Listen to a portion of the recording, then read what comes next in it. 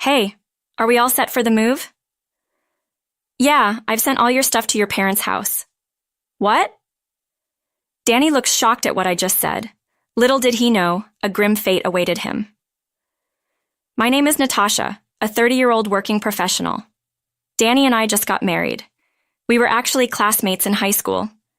Back then, we were just friends and not romantically involved. After high school, we lost touch, only to reunite a decade later. Our reunion happened at a classmate's wedding. It felt like an informal alumni get-together, and we exchanged numbers after a few drinks at the after-party. We hit it off instantly, and there was something comforting about being together. From then on, we'd grab drinks after work or spend our days off in cafes, and eventually, we started dating. After dating for 2 years, we decided to tie the knot. Never in my wildest dreams did I think I'd marry him. Life is full of surprises, but of course, I was thrilled to be marrying him and couldn't imagine tying the knot with anyone else. I was head over heels for him. We had family meetings with both sets of parents, met everyone, and had a beautiful wedding ceremony. At the wedding, a video played recounting how we met at a classmate's wedding, and the room burst into applause. So many people came to celebrate our marriage, and we were truly happy.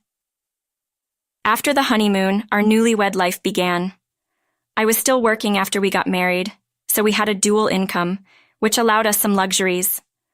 We could afford to dine at fancy restaurants and even take vacations on long weekends. Life was blissful, and I felt happy every single day, but that happiness didn't last. The reason? The parents-in-law.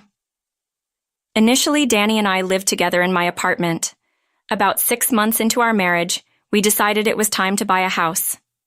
How about this place? Danny suggested, holding up a brochure for a high-rise condo. Wow, are we really going for such a high-end place? I asked. Well, we're going to live here for a long time, right? I think it's okay to splurge on something really good, Danny replied. He had a point. A comfortable home environment would likely benefit our mental and physical well-being. It could even boost our work productivity and subsequently our earnings. So, I agreed to Danny's proposal, and we decided to buy a luxury high-rise condo. Together, we toured various properties. The high-rise condos we looked at really lived up to the hype. Each place was spacious with great views from the windows, and the kitchens looked user-friendly with their modern layouts. I can't decide. They're all so good, I said. I know, right? Danny agreed. We had a blast exploring various properties. After several discussions, we settled on which place to buy. It was definitely a big-ticket purchase, but living there proved it was worth every penny.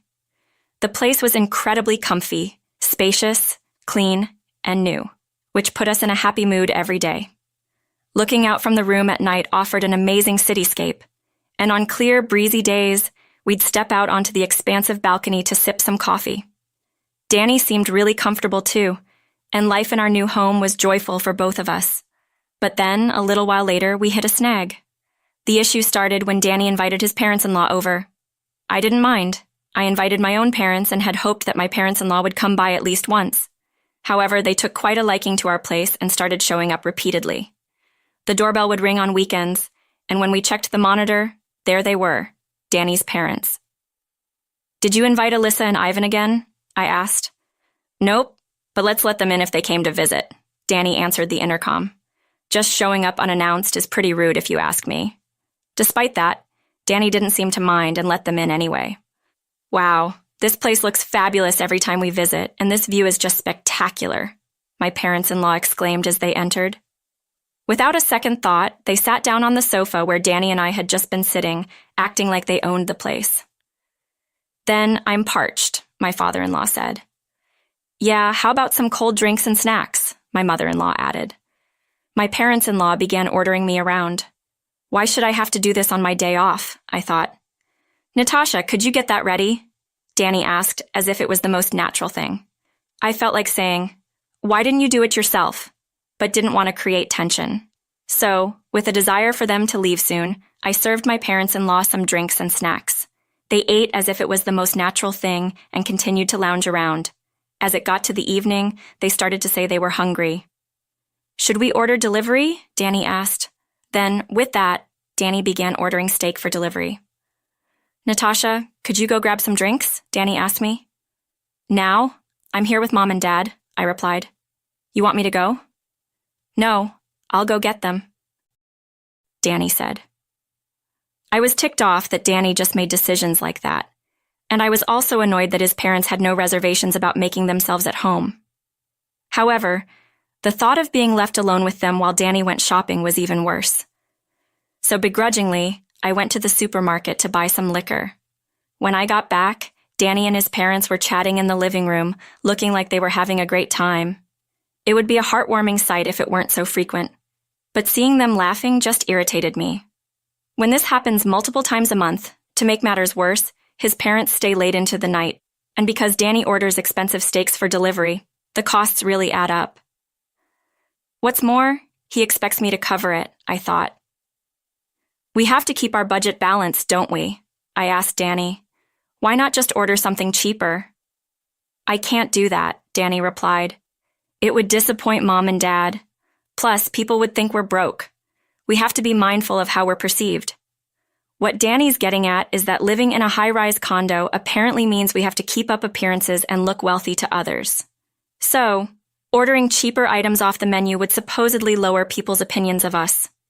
I honestly think no one cares about that sort of thing. Ever since Danny moved into the high-rise, he's developed this weird sense of pride. And his parents continued to come over to our place as if it's their second home. While they used to visit only on weekends lately, they've started showing up even on weekdays after work. They're coming around 2 or 3 times a week now. It's almost like they're living here. Lately, they've even started asking Danny for a spare key so we don't have to coordinate all the time. Danny seems to agree, but I've been putting my foot down. And because of that, there's been a strained atmosphere between us. Why can't we... I gave my parents a key. They're my family. Even if they are family, it's not normal to give parents a key to their child's marital home. Why not? Mom and Dad find it inconvenient. Would you be okay giving my parents a key then? Well, that's different. See, you can't say yes. What you're suggesting isn't normal, and you know it. Stop nagging me. You're making things complicated. Complicated? How? I'm just trying to make things easier for Mom and Dad. Stop arguing against it. Don't you use that tone with me, and don't you get in my way. I'm just trying to be a dutiful son. After that hated exchange, we stopped talking to each other for a while.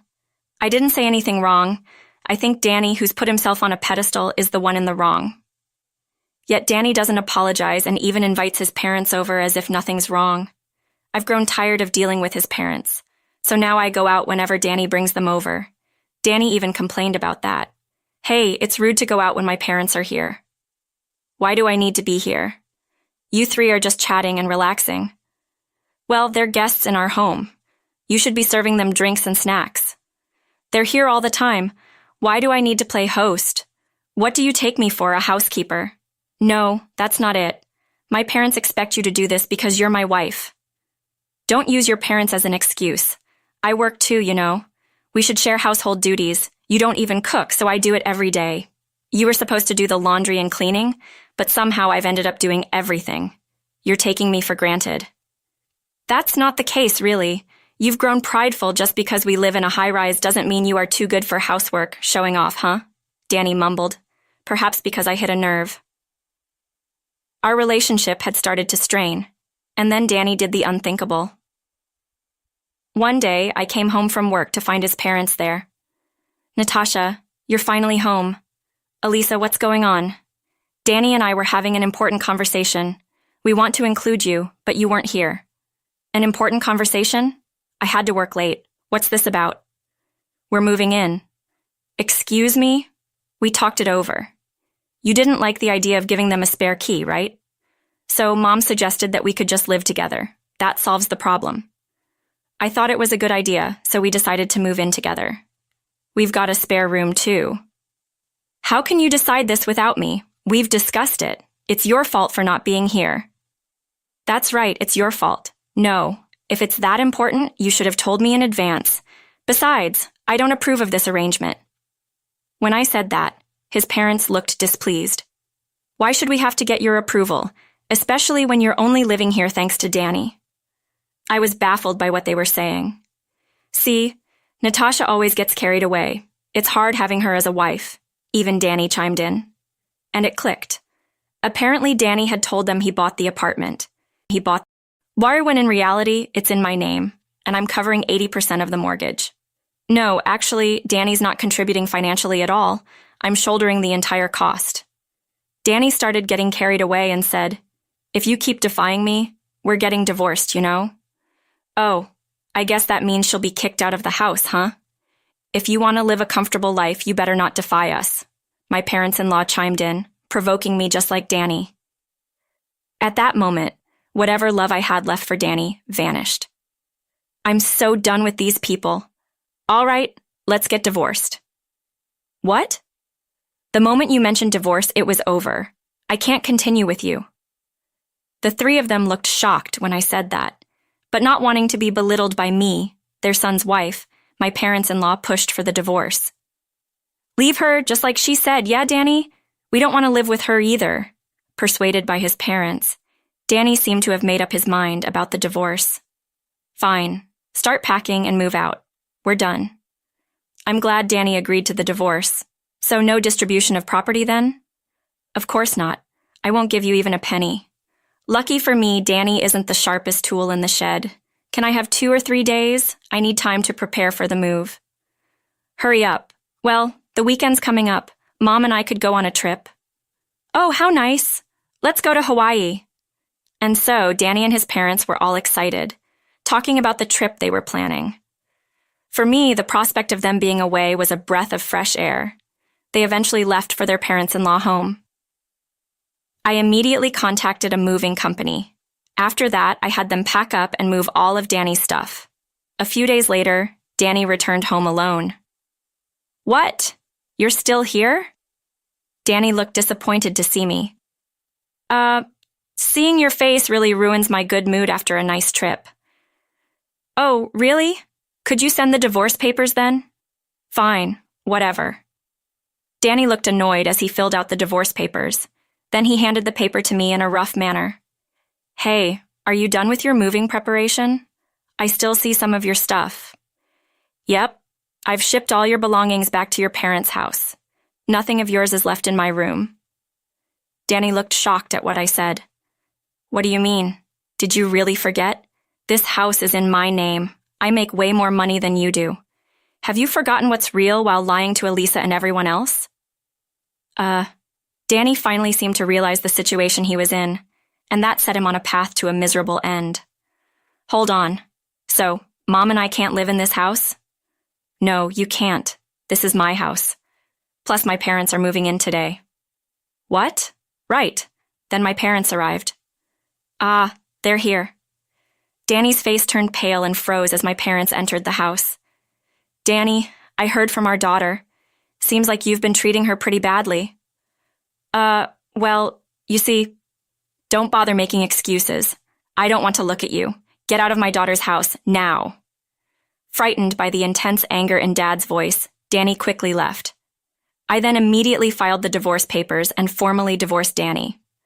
Though my parents-in-law called and yelled at me, they were speechless when I explained everything. I assumed they also heard the truth from Danny. "You're kidding me. So, the penthouse wasn't something Danny bought?" "Please, Natasha, we've already sold our house. Let us stay in yours." "How dare you even ask that? My parents have already moved in, so give it up." I said that and hung up the phone. It seems that the former occupants of the parents-in-law home had to scramble to find a new place. They had wrongly assumed Danny could afford a penthouse and had bought a bunch of luxury brands like bags and watches. Now they're struggling to make those payments and living a very frugal life. On the other hand, I'm doing well at work, producing good results. My mom helps with household chores, which allows me to focus on my job, something I'm incredibly thankful for. I've also been saving money, and I'm living happily in a luxurious penthouse with my family. Though my marriage was a failure, I plan to aim for even greater success in